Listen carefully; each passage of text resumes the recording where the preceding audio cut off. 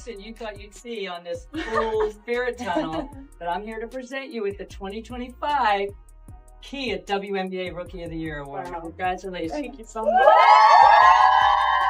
That's not really the story here. The story is the difference in how the WNBA has decided to deliver this news and present this versus the fact that I don't remember them doing much of anything for Caitlin Clark. All right, so let's talk about the moment that exposed everything.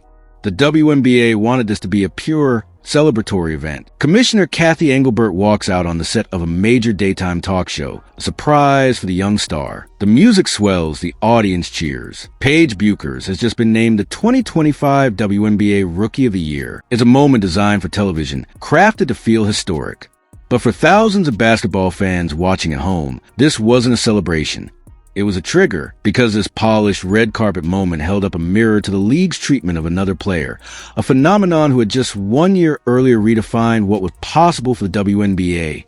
And the difference in how these two stories were told, it wasn't just a minor detail. It was the whole story. This is about more than just an award. This is about a league that seems to be at war with its own success story, and a commissioner whose decisions have fans questioning everything they see. If you've noticed a strange, almost contradictory way the WNBA handles its biggest stars, you're not alone.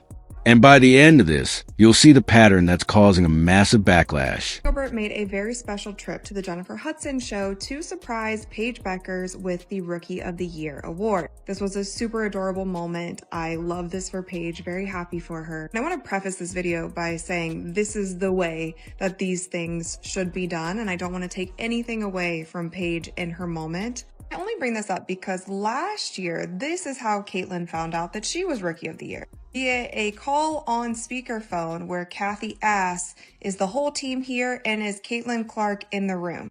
Not even a FaceTime.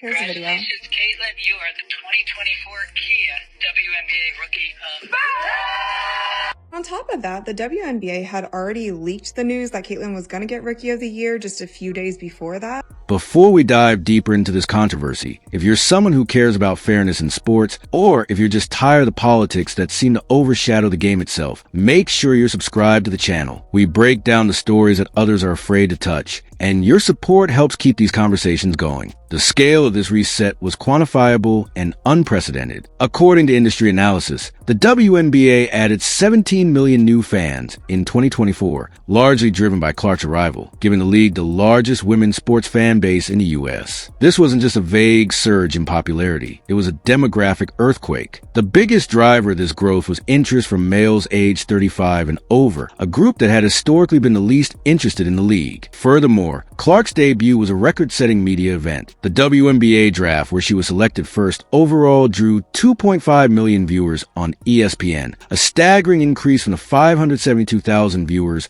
who tuned in the year prior. This immediate explosion of interest confirmed that her impact was not just about basketball skill, but about becoming a mainstream cultural figure who could attract audiences that had previously overlooked the WNBA. Her ability to connect with young fans was particularly significant, as she quickly ranked as the 5th favorite athlete among teen girls, a key demographic for building lifelong fans. This subdued recognition stood in stark contrast to the league's own data and stated goals. Around the same time, a Stanford University research project aimed at helping the WNBA maximize fan engagement had identified player-focused marketing as a critical strategy. The project's recommendations emphasize that greater media coverage is the greatest factor in increasing interest in the WNBA, and that the league should specifically create clearer distinctions for major events and awards to build excitement. The news that you are WNBA Rookie of the Year, Paige Bueckers, my goodness, she'll be checking some of them boxes. She checked some of them boxes. By the way, it was not ununanimous. It was not. Sonia Citron actually got some votes, and we'll look at that in a second. Well, let's look at it now. Hell, why not? Let's look at it now. Right here, Paige Bueckers wins Rookie of the Year. Sonia Citron got 2 votes. Should have been more than that.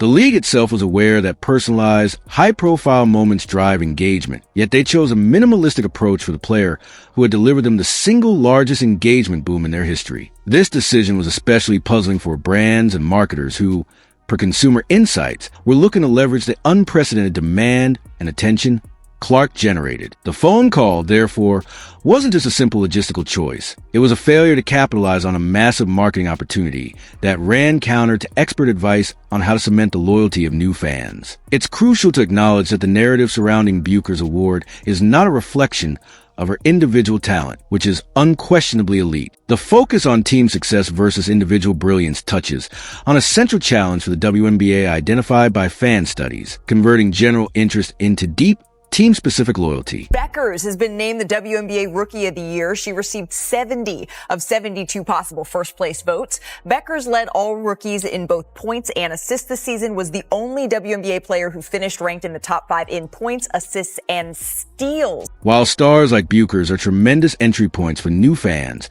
the league's long-term health is thought to depend on fans forming strong bonds with teams, not just players. At the time, only 49% of WNBA fans reported having a favorite team, a figure lower than in more established leagues. Awarding the highest rookie honor to a player on a team with a losing record could be seen as a strategy that prioritizes individual star power over the narrative of team achievement. However, this approach risks undermining the competitive integrity that often hooks sports fans for the long term. The league's decision to heavily promote Bueckers' individual success, despite her team's performance, highlights a potential strategic pivot toward a player-centric model, which can be successful but also draws understandable scrutiny when compared to past precedents. Caitlin Clark, the Indiana Fever, made the WNBA playoffs last year, correct? Am I going crazy? Now, look, that would have had to have been a result of Caitlin Clark joining the team, because I'm almost certain Aaliyah Boston and Kelsey Mitchell were on the team prior to that. So they made the playoffs last year. Paige Bueckers won exactly how many games this year? Did she win 10 games? I think she won 10. The lavish presentation for Bueckers signaled a significant shift in the league's promotional resources and priorities.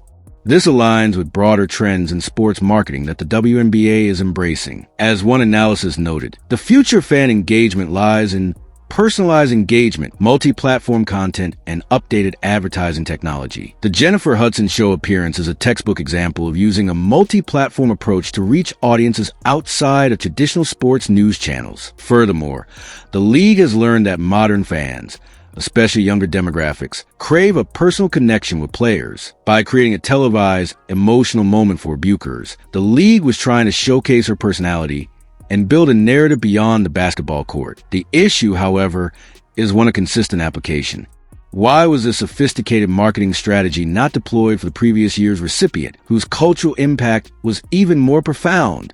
This inconsistency is what fans perceived as a double standard. The league demonstrated it had the capability and willingness to create coronation-style events, but chose to do so only for a specific player under specific circumstances, making the gesture seem less like a celebration of the award itself and more like a deliberate choice in storytelling. The perception of a double standard in player treatment extends beyond award ceremonies and into more serious issues of player safety and league accountability. This was glaringly apparent during the 2024 season, when the league faced criticism for its slow response to the racist and misogynistic harassment targeted at many players, particularly women of color. Commissioner Engelbert was widely criticized for an interview in which, when asked about the darker side of fan interactions, she focused on the business benefits of new rivalries rather than directly condemning the hateful speech. This led to a situation where black players like Dejanai Carrington and Alyssa Thomas were publicly detailing the horrific abuse they received, while feeling the league was not protecting them.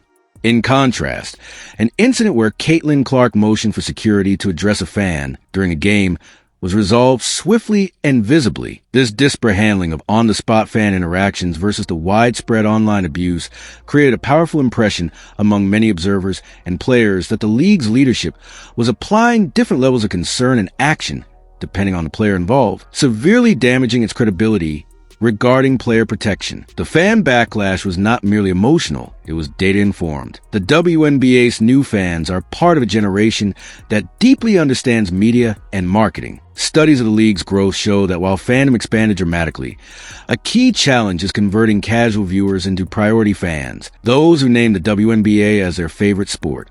These priority fans are the most engaged and critical to long-term financial health. The viral side-by-side videos comparing the award announcements were created by an audience that feels a sense of ownership and expects authenticity. They could see that the league was not following its own best practices, as identified by researchers, which call for clear distinctions from major events and player-focused marketing. The outrage was a sign that fans were paying close attention and were invested in the league's narrative fairness. This backlash serves as a critical feedback loop. If the league wishes to turn its millions of new fans into a sustainable base, it must navigate their expectations carefully. Ignoring this backlash risks alienating the very audience it worked so hard to gain, potentially stalling the league's historic momentum. The criticism of Commissioner Engelbert's leadership extends beyond fan perception to include public statements from the players' union and veterans of the game. Following her CNBC interview, the Women's National Basketball Players Association Executive Director Terry Jackson released a statement saying Engelbert had failed to condemn the racism, misogyny, and harassment players experienced, and that it was unacceptable to leave players unprotected after encouraging them to promote the league. This sentiment was echoed by former players like Tanisha Lewis, who tweeted, "Leadership value dollars over protection of their players." Engelbert's subsequent apology letter, while a step, acknowledged that her initial comments missed the mark, but for many, the damage was done. The core of the credibility issue is a perceived inconsistency in how the league values its players. As one analysis put it, the league now faces the monumental task of restoring its reputation as a place where the concerns of black and queer players are as important as those of a straight, white Midwesterner. This series of events has led to a fundamental questioning of whether the current leadership has the expertise to navigate the complex intersection of race, culture, and sport that defines a modern WNBA, solidified a view among critics that a change in leadership may be necessary for the league to move forward united. But here's the ultimate and deeply ironic twist in this whole saga. The league's attempt to build up Paige Bueckers by giving her the royal treatment has backfired in the most spectacular way imaginable. Instead of the conversation being solely about Paige's brilliant individual season, it has been completely overshadowed by the conversation about how Caitlin Clark was snubbed. Every article, every tweet, every video about Bueckers' award is met with an avalanche of comments about Clark. This phenomenon is a classic case of what marketers call an unforced error. By creating such a visually stark contrast in treatment, the league didn't just highlight a difference, it created a compelling, easy-to-understand narrative of injustice that spread like wildfire across social media platforms. The side-by-side comparison videos required no explanation. The message was immediate and powerful. This public relations misstep inadvertently tapped into a fundamental principle of fan psychology. People are often drawn to support an underdog or a figure they perceive as being treated unfairly. In positioning Clark as the overlooked hero through their own actions, the league galvanized her supporters and even won her sympathy from neutral observers. Furthermore, this controversy has effectively cemented Clark's identity as a transcendent figure. The discussion is no longer confined to basketball statistics. It's about her cultural status in relation to the league's establishment. This elevates her from being just a great WNBA player to a larger-than-life personality whose story resonates far beyond the basketball court. The league's internal decision, meant to control a narrative, ultimately lost control of it entirely, handing Clark's brand a powerful and unintended boost. In trying to make Paige look good, the league only made Caitlin look even more like the martyr, the undeniable star who succeeds in spite of the institution meant to support her.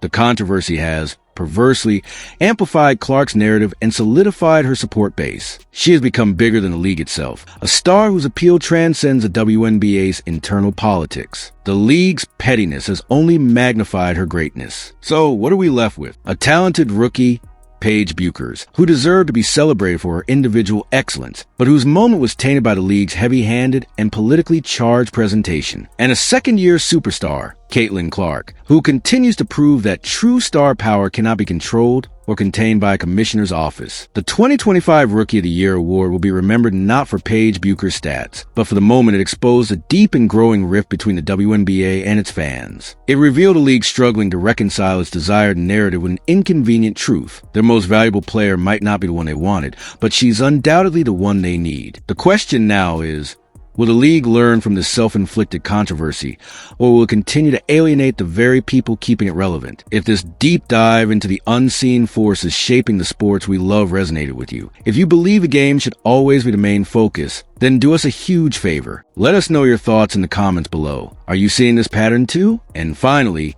hit that like button and subscribe for more content that goes beyond the headlines. Your engagement helps more than you know. Thanks for watching.